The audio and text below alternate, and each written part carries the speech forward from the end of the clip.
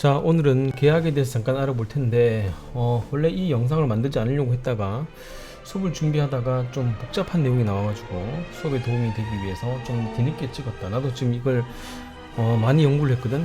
연구하고 또 책을 보고 또 경제 관련하시는 분께 또 여쭤보고 여러 가지를 한 뒤에 영상을 찍었기 때문에 그냥 듣기에는 좀 어려울 수 있지만은 딱 이 정도만 하라고, 더 이상 깊게 하지 말고. 그리고 아담 스미스와 케인즈가 더 반복해서 나올 거니까 그 부분들도 이제 함께 공부하면서 하면은 연계도 되고 괜찮을 것 같아요. 한번 들어볼게. 우리가 이 그림은 백그라운드에 있는 그림이다. 이게 이제 시장 실패 또는 정부 실패 뭐 이렇게 되는 건데, 좀 깊게 들어가지 않을 거고, 그때 했던 게 뭐냐면은 이제 처음에 아담 스미스가 자유시장 경제를 말했잖아. 자유시장 경제는 알다시피 자유방임주의, 국가는 개입하지 않는다. 그러면 이제 다시 말하지만 경제학적인 이론은 되게 많지만은 크게 이제 두 분류로 나온다면은 국가가 개입하는가 개입하지 않는가 이렇게 되는 거야. 그러니까 아담 스미스가 처음 만들 때는 국가가 개입하지 않는 자유방임주의, 국가 개입을 전혀 하지 않은 상태에서 개인이 사익을 추구하면은 공익이 추구된다 이렇게 했다가 대공황이 터졌지. 그래서 나온 사람이 케인즈가 나오게 된 거야. 근데 케인즈가 주장했던 거는 국가가 개입을 하라는 거지. 사익만 추구했더니 공익이 추구되지 않은 현상이 나타나더란 말이야. 그런 상황에서 또 1, 2차 5.1 파동이 생겼고, 그러다 보니까 또 아니다, 국가 개입을 너무 많이 하니까 또 경제가 또 제대로 되지 않는다. 그래서 또 아담 스미스로 옮기게 되고, 그래서 계속 이 과정은 반복되는 거야. 그러니까 아담 스미스의 자유시장이 실패하는 걸 시장 실패라고 해. 시장 실패라는 것 중에 오늘 한 개 또 배우는 거야. 요인이 되게 많거든. 공공재도 있고 무임승차도 있고 등등등 중에 오늘 또 보면은 이제 명시적 계약, 이제 이 관련된 거고, 이 시장이 실패하자 그 다음에는 케인즈가 나타나게 되겠지. 케인즈는 국가의 적극적 개입, 수정자본주의 또는 정부의 개입. 근데 이게 또 5.1 파동으로 실패하게 되지. 그러니까 이걸 정부의 실패라고 해. 그러니까 시장의 실패가 무엇이며 정부의 실패가 무엇인지 알아야 돼. 시장의 실패는 아담 스미스의 자유시장 경제의 실패를 말하는 거고, 또 정부의 실패는 케인즈의 정부의 개입의 실패를 말하는 거야. 그리고 끝나고 나서 그 다음부터는 다시 한번 3으로 가는 게 아니고 다시 이제 1로 가는 거지. 영원히 이제 쭉 되면서 가는 건데, 케인즈가 이제 실패하고 나서 아담 스미스가 다시 나타났잖아, 지금 본문에 보는 것처럼. 근데 그게 신자유주의가 되기 때문에 약간 조금 특이해. 그래서 신자유주의 이따가 설명할 것이고, 지금 하고 싶은 말은 뭐냐면은 아담 스미스가 실패하면 케인즈가 실패하면 아담 스미스가 실패하면 케인즈가 계속 돌아가면서 시장 실패, 정부 실패, 시장 실패, 정부 실패. 이거는 영원히 가게 될 것 같아. 크게 두 가지로 나온다면은 정부가 개입을 하는가 하지 않는가 이렇게 되는 거지. 아담 스미스가 우리에게 준 것은 무엇인가?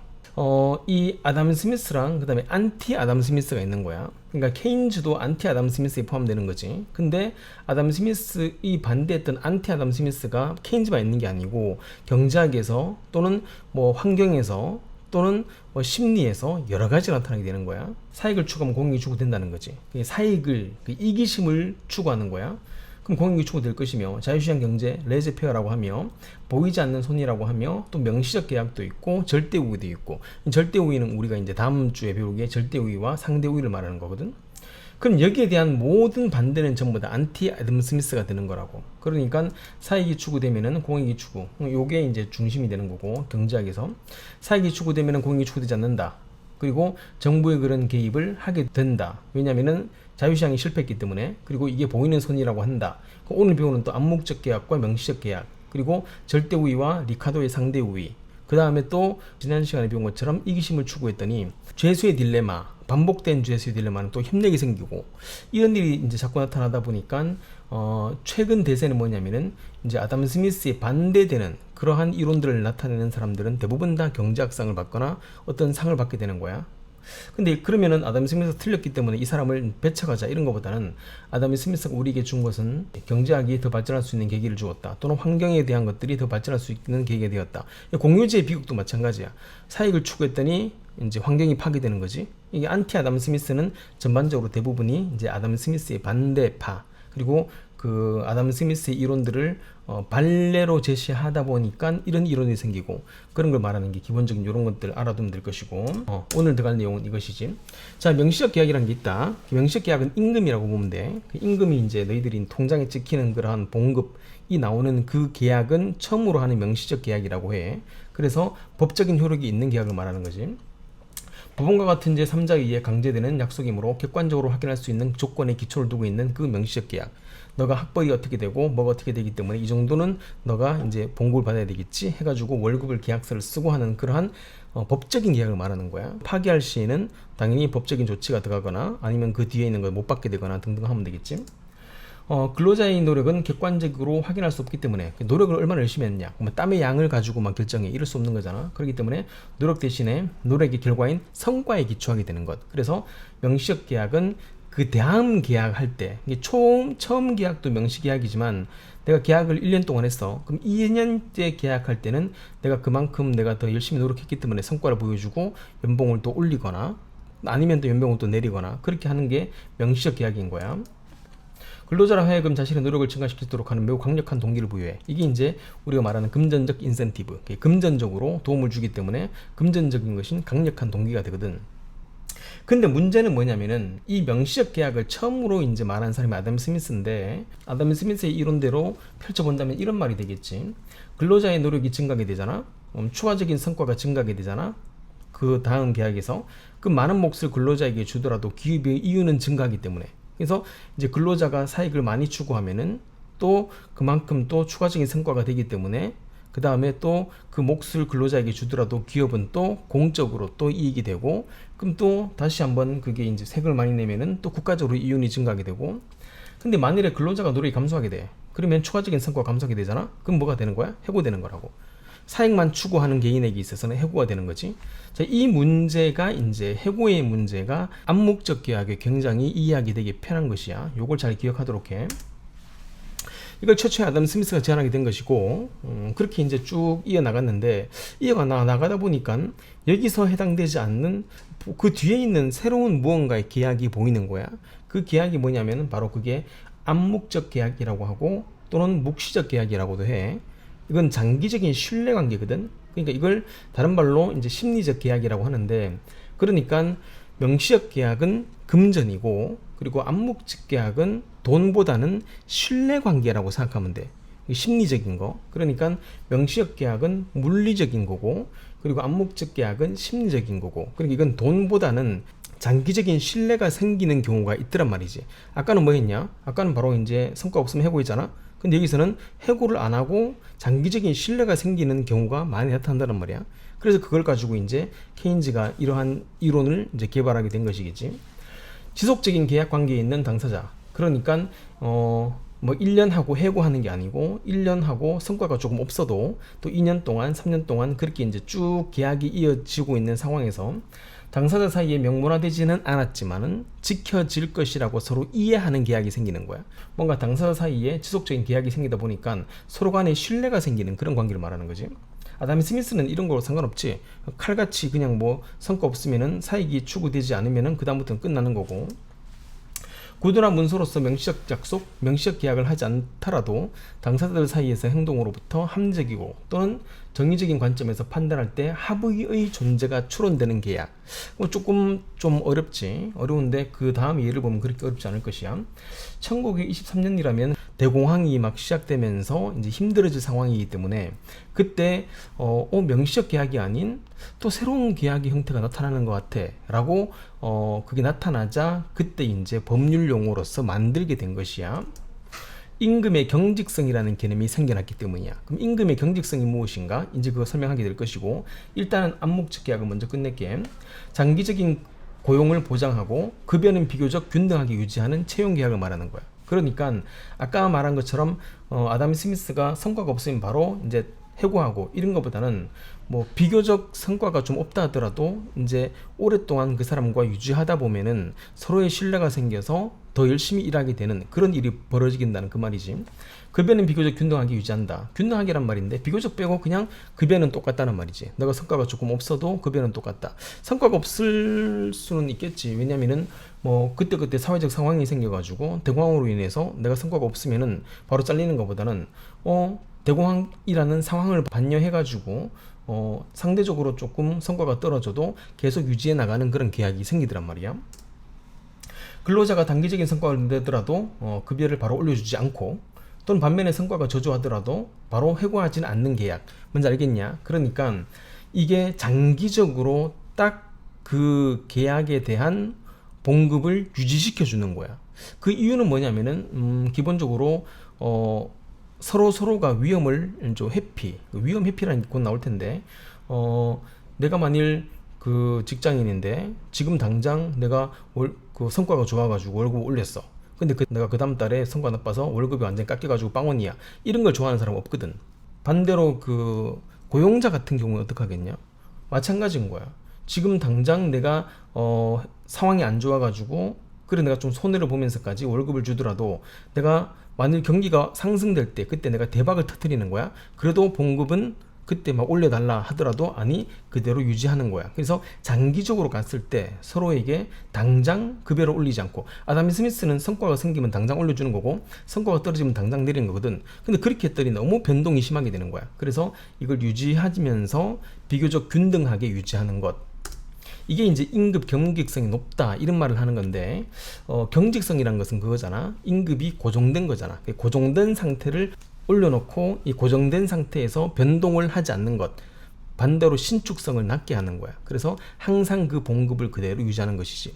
아버님이 오늘 100만원 벌, 이번 달에 100만원, 다음 달에 1000만원, 그 다음 달에 200만원, 그 다음 달에 500만원, 그 다음 달에 10만원 이러지 않잖아.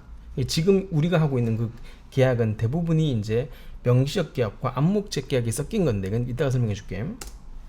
어쨌든 이렇게 되니까 장기적으로 믿음이 생기는 거야. 그래서 오랫동안 쭉 이어나가는 것이지. 근데 이것도 지금 바뀌고 있어.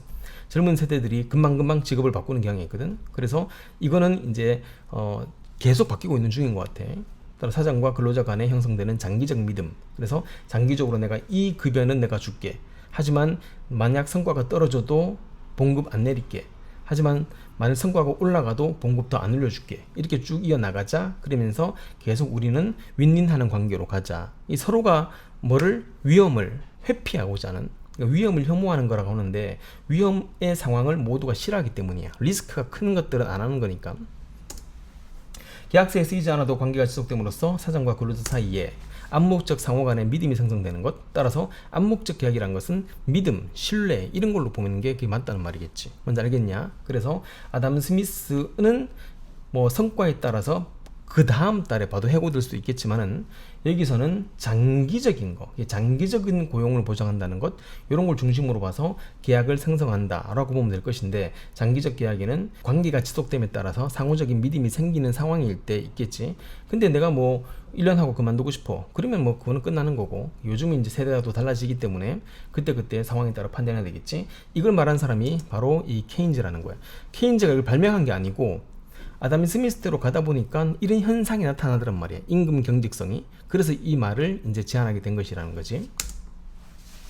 자, 지금 보면 마지막에 플러스 나오잖아. 그러니까 이렇게 생각하면 되게 쉬워. 최초에는 명시적 계약이 생겼어. 그런데 이제 쭉 이어나가면서 명시적 계약은 그대로 유지되는 거야. 근데 그 임금인가잖아. 근데 여기서 끝나는 게 아니었단 말이야. 여기에서 장기적으로 고용이 되고 신뢰관계가 생기는 거야. 그래서 지속적인 계약, 그리고 1년, 2년, 3년, 4년 하다 보니까 장기적인 믿음이 생겨가지고 오랫동안, 옛날에는 그랬거든. 1970년대 우리 아버님 때 보면은 한 직장이 영원한 직장이었어. 그렇게 본다면 이게 지속적인 계약, 장기적 믿음이 되거든. 따라서 우리 오래 가자. 대신 내가 봉급 올려줄게. 하지만 내가 정말 대박 터뜨려가지고 내가 막 한 1조를 벌었어. 그러면은 조금 그 다음 그 봉급 협상 때는 봉급 올려주겠지만은 그때까지는 그대로 쭉 유지하는 거야. 대신 너를 해고하지 않을게. 이런 신뢰관계가 생긴다는 그 말을 말하는 것이지. 만약 내가 하다가 1년 동안 하다가 1년이라고 칠게. 내가 여기서 그만둬버렸어. 그럼 암묵적 계약은 사라지는 거지. 이게 장기적인 건데, 그래서 한 번 직장이 영원한 직장이란 말이 옛날에 있었거든. 근데 지금 젊은이들은 안 그렇지. 막 바꿔나가지. 연봉을 좀 더 주면은 더 올라가고. 그러니까 이 신자유주의로 넘어오면서 암묵적 계약과 명시적 계약이 거의 비등비등해지는 것 같아. 옛날에는 아담 스미스 때는 명시적 계약이 컸었고 케인즈 때는 암묵적 계약이 컸었는데 지금 신자유주의 시대에서는 암묵적 계약과 명시적 계약이 거의 비등비등하다는 그런 느낌이 조금 있는 것 같아. 다시 말하지만 지속적인 계약과 장기적인 믿음이 생기는 것, 아버님이 처음 직장에서 지금까지 쭉 있는 것은 임금 경직성이 높다는 거야. 그러니까 임금이 딱 정해진 상태에서 이제 쭉 이어나가는 거지. 신축성, 왔다 갔다 하지 않는다는 말이야. 그러니까 이 말이 좀 어려워. 경직성이라는 건. wage rigidity라고 하거든. 임금이 경직돼 있다. 근데 rigid 하면 내가 말했잖아. rigid 하면은 뜻이 뭐 너희들은 뭐 단단한 이러지만 경직된 이런 단어로 쓰는 게 좋다고 내가 말했듯이 이게 임금 경직성인데 임금 경직성을 조금 더 깊이 들어볼게. 임금 경직성은 무엇인가? 경기 호황 또는 경기 불황에 관계없이 임금이 고정된 상태. 뭔지 알겠지? 호황일 때도 더 주지 않는다. 불황일 때도 덜 주지 않는다. 이게 이제 쭉 이어나가는 상태. 이 임금 고정된 상태인데 만일 호황일 때 월급을 뭐 더 주고 그 다음 달에 불황일 때는 월급을 확 깎아버리고 이러면 임금의 경직성이 뭐 하는 거? 굉장히 낮은 거고 호황일 때나 불황일 때 관계없이 임금이 고정되게 주는 것, 그걸 임금 경직성이 높다고 말할 수 있겠지. 노동의 수요 부족이나 공급 초과가 발생한 상황에도 임금이 신속하게 조정되지 않는 것. 신속하다는 말은 아담 스미스 된 거야. 조금 돈을 벌면은 그 다음에는 그 다음 달에 더 주고 그 다음 달에 또 경기 나쁘면은 그 다음 달에 잘라버리고 이런 것이 아니란 말이겠지. 오래 쭉 유지되는 거. 아담 스미스와 케인즈가 말한 걸 한번 볼 테니까 볼게. 아담 스미스는 임금 경직성이 낮아야 한다고 말해. 그러니까 그때그때 바로 사익을 추구해서 공익이 바로 적용될 수 있도록 사익을 추구하는 그런 개인들은 또는 사익을 추구하는 그런 회사들은 당연히 내가 이번에 잘하면 내 돈 달라 하겠고 그 다음에 회사는 또 사익을 추구하다 보니까 적게 주려 하겠고 이런 문제가 생긴단 말이야. 신축성이 높아야 한다고 말해. 임금이 신속하게 조정이 돼야 한다고 말하지. 그때 따라 성과에 따라서 빨리빨리 주고 빨리빨리 안 주고 이렇게 해고하고 이렇게 하란 말이겠지. 경기가 바뀔 때마다 빠르게 조정되어야 한다. 그러면 경제가 저절로 균형이 되어진다. 그러니까 완전히 시장의 논리에 맡기라는 그 말이지. 그래서 자유시장 경제라고 하는 거야. 경기 호황 때는 높은 월급을 받게 되고 경기 불황 때는 낮은 월급을 받게 되고 완전히 그 임금 경직성이 낮지 신축성이 높지 왔다 갔다 하는 거니까 요거를 잘 기억해야 돼. 그래서 보이지 않는 손 결국 가격, 시장의 그러한 가격, 즉 임금에 따라 돌아가는 것이다. 그럼 케인즈는 말한 게 무엇이냐면은 임금 경직성이 높아야 된다고 말하지. 반대로 임금 경직성이 높다는 것은 신축성이 낮다는 것이니까 왔다 갔다 하지 않고 딱 고정된 상태로 준 뒤에 그 다음에 그 계약 기간 동안에는 그 봉급을 경기의 호황과 불황에 상관없이 꾸준히 주는 것, 이렇게 해야 또는 임금이 지나치게 변동되지 않아야, 뭔지 알겠지? 경직성이 높기 때문에 그래야 경기가 바뀔 때도 임금이 고정되어야 그래야 경기가 균형을 이루는데 이때 경제, 앞에 아담 스미스는 자유시장 경제잖아. 이제 경제가 타의적으로 균형이 되는 거야. 그러니까 내가 보기에는 임금 경직성 같은 것들 이게 암묵적 계약이지만 이제 요즘은 거의 기본적으로 이제 몇 년 동안의 그 기간을 주는 거잖아, 맞지? 그거는 법적으로 만들어진 것 같은데 경기가 호황될 때는 동일한 월급을 주고 경기가 불황일 때도 동일한 월급을 주고 우리 보통 이렇게 하고 있는 중이잖아. 코로나 때문에 우리가 학원이 힘들다고 해가지고 선생님들 월급을 깎지 않았거든. 또 학원이 잘 된다고 선생님 월급을 더 주지 않았거든. 물론 그 다음 계약 때는 우리가 조금 더 올려주겠지만은 이제 서로가 말하지 않아도 알 수 있는 정부의 개입에 의해 가격을 안정시키는 거야. 그러니까 최저임금 같은 것들 이런 걸 이제 만들어 주는 것 같은, 그건 잘 모르겠지만 어쨌든 정부가 이렇게 하려면 개입이 되어야 되는 상황이 된단 말이지. 케인즈는 정부가 개입되는 거니까. 아니면은 경직성을 뭐 계속 낮추고 이러면은 뭐 어차피 대공황 때 실패를 해봤으니까. 그래서 케인즈가 주장하는 건 이런 내용이란 말이겠지. 따라서 이 임금 경직성이 무엇인가를 내가 설명해 주었어. 따라서 아담 스미스는 임금 경직성이 낮아야 한다고 말하고 케인즈는 임금 경직성이 높아야 한다고 말하고, 낮는다는 말은 변동을 심하게 한다는 거고 경직성이 높다는 말은 이제 변동을 하지 않고 꾸준히 그 월급을 그대로 주는 걸 말하겠지. 자, 밑에 보면은 쭉 알듯이 이 보험과 굉장히 비슷하거든. 이 보험이 뭐냐면은 먼저 보험도 시험에 되게 잘 나오고 비문학으로 영어도 잘 나오고 인슈런스인데 얘는 재해나 사고가 일어났을 경우에 경제적 손상에 대비하여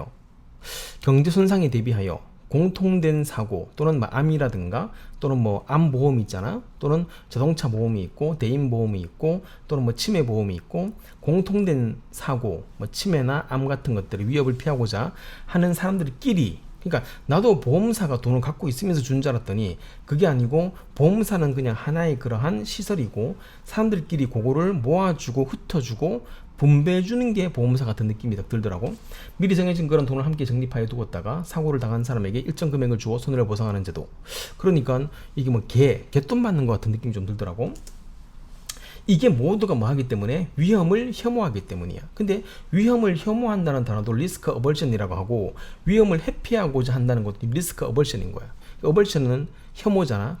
위험을 사람들이 싫어하다 보니까 서로의 위험을 서로 공유해가지고, 그래서 내가 위험할 때는 너한테 내가 모았던 돈을 너한테 주고, 내가 위험할 때는 나한테 주고. 근데 한꺼번에 돈을 다 만들기 힘드니까 미리미리 보험을 만드는 걸 말하는 것이지. 이 보험의 특징이 뭔데? 장기적인 거야. 그러니까 장기적 하니까 딱 떠오르는 게 뭐지? 그게 암묵적인 거야. 암묵적으로 장기간 동안 오래되는 순간 서로의 이해관계가 성립되면서 임금 경직성을 높여서 왔다 갔다 하지 않게 그렇게 보장을 해주는 거야. 뭐 고용주도 직원도 서로 보장되는 것이지. 확실한 보장이고 고정된 납부, 경직성이 높다는 거지. 그럼 보험은 그래서 장기적인 그런 신뢰가 되는 거고, 경직성이 높은 걸 말하는 거고, 경직성이 높은 것은 명시적이야 아니면 암묵적이야? 이건 암묵적인 계약이 되는 거라고. 따라서 보험은 계약서를 쓰는 건 명시적인 계약인데, 내가 하고 싶은 말은 암묵적 계약은 그 안에 신뢰 관계가 성립된다는 말이야. 그래서 보험도 손으로 쓰는 거 아닌데요? 그러면은 지금 한 얘기 전부 다 그게 아닌 거야. 그러니까 보험도 명시적 계약이 있고 암묵적 계약이 있는데, 명시적 계약보다는 암묵적 계약 중심으로 본다면은 신뢰관계를 설명하자, 그 말이 되는 거라고. 그러면은 뭐 명시적 계약은 신뢰관계가 없는 것인가? 또 그건 아니겠지. 그러니까 너무 딱 부러지게 말하는 것보다는 이 암묵적 계약에는 장기적인 신뢰관계가 포함된다, 이런 것이 똑같은 거야.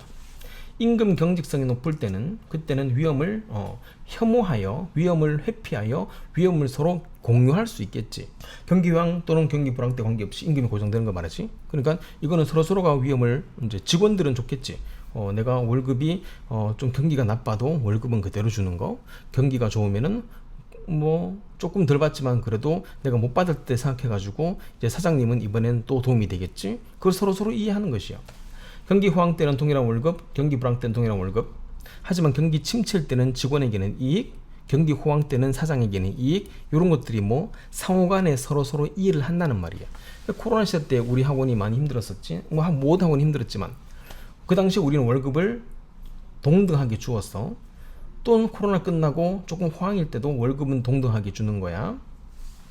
경기가 침체일 때 직원들, 코로나 때는 선생님들이 월급을 그대로 받았지. 이익이지. 우리는 불이익이지. 하지만 경기가 호황일 때는 또 우리한테는 이익이고, 선생님들도 그때 침체 때 이익을 받았기 때문에 충분히 이해해 주시는 거야. 서로 간에 그러한 관계가 성립이 되는 거고, 이게 신뢰라고 하는 것이지. 그렇기 때문에 경직성이 높을 때 그때는 암묵적 계약이라는 거지. 암묵적으로 서로 이해한다, 이렇게 봐야 돼. 그러니까 너무 이제 명시적 계약과 암묵적 계약을 딱 잘라가지고 뭐 손으로 쓴다 안 쓴다 이런 것들도 있지만, 그걸 넘어서가지고 암묵적 계약, 명시적 계약보다는 암묵적 계약에서는 신뢰관계로 묶어진 그런 계약이라고 본다면은 조금 이해할 수 있을 것 같아. 그래서 아까 말했듯이 명시는 물리적인, 그리고 암묵적인 계약은 약간 심리적인 계약과 조금 비슷하다고 말하는 것이지. 따라서 장기적인 그런 신뢰관계가 성립되면서 암묵적 계약이 된다는 그 말. 그러니까 똑같이 보험도 장기적 신뢰, 경직성이 높고 암묵적 계약, 임금 경직성이 높을 때 회사에서 그때 장기적 신뢰가 되고 암묵적 계약, 이런 식으로 보험과 비슷한 성질을 지닌다는 건데, 보험의 위험 혐오, 위험 회피 성향은 시험에 되게 잘 나와. 요건 보험을 따로 공부해도 요건 그대로 나올 것이니까 알아두면 되게 좋을 것 같아. 자, 이 고용이 없는 경기 회복, 이제 요게 이제 최근 나온 현상이거든. 그래서 최근에 이제 우리나라에서 많이 나타난 현상이라서 한번 해보았는데, 사실 코로나 때문에 이게 이제 약간 조금 정확히 말하기 조금 그랬는데, 코로나 이전 전에는 이제 경기가 회복되는 상황이었었거든. 뭐 리만 브라더스 사건 때문에 1910년대 굉장히 힘들었다가 이제 1920년 올라오니까 조금 회복되었는데, 코로나 때문에 또 이상하게 되어버렸는데, 코로나 이전을 말할게. 이전에는 경기 회복되었어. 근데 신규 고용을 창출하지 않는 것이야. 그러니까 직원을 뽑지 않아.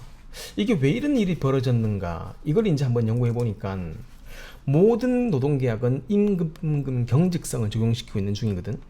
그런 상황에서 임금은 아까 말한 것처럼 암묵적 계약으로 인해서 장기적으로 고정이 되어 있는 상태야. 그래서 불황에도 임금은 떨어지지 않고 호황에도 임금은 더 주지 않고, 근데 지금 불황일 때잖아.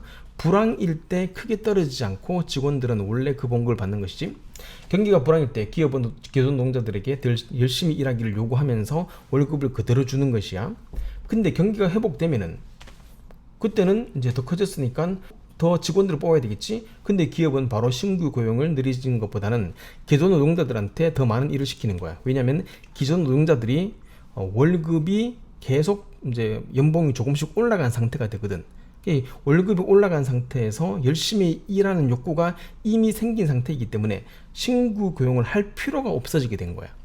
뭔지 알겠네, 무슨 말인지? 그러니까 이 신뢰관계가 성립되고 나서 서로 열심히 일하게 되고 서로를 이해하고, 경기가 호황되면 내가 더 열심히 일해서 도움을 줘야 되겠다. 경기가 힘들었을 때 내가 도움 받았기 때문에 이런 상황이 되니까 경기가 회복되어도 더 열심히 일하는 거야. 그러다 보니까 신규 고용할 필요가 없어지게 된 것이지. 그러니까 결국에는 현재 노동 생산성은 높지만 신규 고용 창출이 낮은 이유는 기존 노동자들이 열심히 일을 하고 있기 때문에, 왜? 신뢰관계가 성립되었기 때문인 것이요. 이렇게 따지면은 단점, 케인즈 이론의 암묵적 계약이 약간 실패한 느낌이 좀 있는 것 같지? 왜냐면은 이렇게 신뢰관계가 생겨서 좋았다고 생각했더니 또 한 차례의 고용 창출이 안 되는 현상이 나타나기 때문에 결과 임용공대에 있는 노동자들의 임금, 이 경직성이 되게 높아지는 거야. 신축성이 낮다. 이 사람들이 이미 오랫동안 일했기 때문에 이 사람들의 월급은 고정된 상태가 되는 것이, 대신 새로 고용되는 신규 노동자들의 임금, 이 사람들이 뭐가 돼? 계약직이 되는 거야. 그래서 언제든지 나갈 수도 있고 또는 잘릴 수도 있고 또는 들어올 수도 있지만은 이게 일반적인 계약직이 되는 거지. 이런 현상이 지금 나타나게 된 거라고. 계약직 나타나게 된 것도 결국에는 이제 이러한 경제적인 그 상황에 따라 만들어진 것 같아. 이 사람들은 경직성이 낮아. 자꾸 왔다 갔다 하는 거야. 또 어떨 때는 바로 해고되기도 하고, 여기 정반대가 되는 거야. 그러니까 명시적 계약이 무조건 좋다, 또 무조건 나쁘다, 또는 암묵적 계약이 무조건 좋다, 나쁘다, 이런 게 아닌 것 같아. 암묵적 계약도 지금 보니까 너희들한테는 별로 좋지 않은 현상이 나타나지. 위에는 다 차버렸고 그 사람들한테 신뢰관계 성립되었더니 너희들은 계약적으로 들어가가지고 경제성이 낮아지게 되고 월급이 왔다 갔다 하게 되고 이렇게 되는 현상이 나타나지. 이 슬라이드는 우리가 한번 최종적으로 본 적이 있는 것 같아. 시장 실패, 아담 스미스 쪽에 있는 거니까 여기서 우리는 요걸 딱 빼버릴게. 쫙 빼버리고 여기서 한번 해볼 테니까. 아담 스미스 때는 명시적 계약, 임금 중심이었지. 그래서 사익을 추구하는 그런 개인 또는 사익을 추구하는 그러한 기업, 이런 기업들이 그때 내가 더 많이 벌었으니까 빨리 줘, 또는 너는 일을 못했으니까 너는 해고해, 이런 식으로 임금 경직성이 굉장히 낮았어. 신축성이 높았다는 것은 변동이 되게 심한 거야. 그래야지, 그러면 이제 알아서 돌아간다고 한 것이야. 근데 시장 실패, 즉 대공황이 생기게 되면서 케인즈가 말하기를 이 계약 말고 다른 계약이 생기더란 말이야. 다른 계약을 또 만들어야겠다는 이 말인 거야. 그러면서 암묵적 계약, 신뢰관계가 생기는 거지. 그러면서 국가가 이제 어떤 일정 기간 동안에 계약을 했으면은 해고하지 않는다, 이런 것도 나타나고, 그 다음에 또 최저임금 제도도 나타나겠지만은 그것보다도 이제 아담 스미스의 명시적 계약 말고 다른 계약이 자꾸 보이는 거야. 그게 뭐냐면은 임금 경직성을 높였어. 안 될 때는 그대로 주고 잘 될 때도 그대로 주고 신축성이 되게 낮아진 것이겠지. 근데 신고전학파, 또 5.1 파동으로 끝나고 나서 이제 신고전학파 아담 스미스 때였지. 이때는 이제 완전히 다 섞여버린 거지. 그때는 명시적 계약과 암묵적 계약이 합해진 것이고, 그 경직성, 이런 것들이 신축성과 경직성이 합해지면서 이게 이제 어디가 높다 낮다 말하기에 되게 힘든 상황이 되었다는 것이지. 뭔지 알겠냐? 그래서 회사가 임금 경직성을 주고 싶어도 직원이 난 이번에 1년 일했고 다른 회사로 바로 옮길게요. 그래서 회사를 막 옮기는, 요즘 옮기잖아. 돈 때문에. 그러면 신축성이 또 왔다 갔다 높아지게 되는 거고, 이런 게 다 합해서 섞이는 느낌이 조금 강하게 되는 거야. 자, 여기까지 만 알고 문제 풀어도 문제는 쉽게 풀려. 그러니까 한 개만 다시 한번 강조하면서 들어볼게. 명시적 계약이 분명히 쓰는 거고, 그 다음에 그 암묵적 계약이 쓰지 않아도 서로 알고 있는 것이라고 말할 수도 있겠지.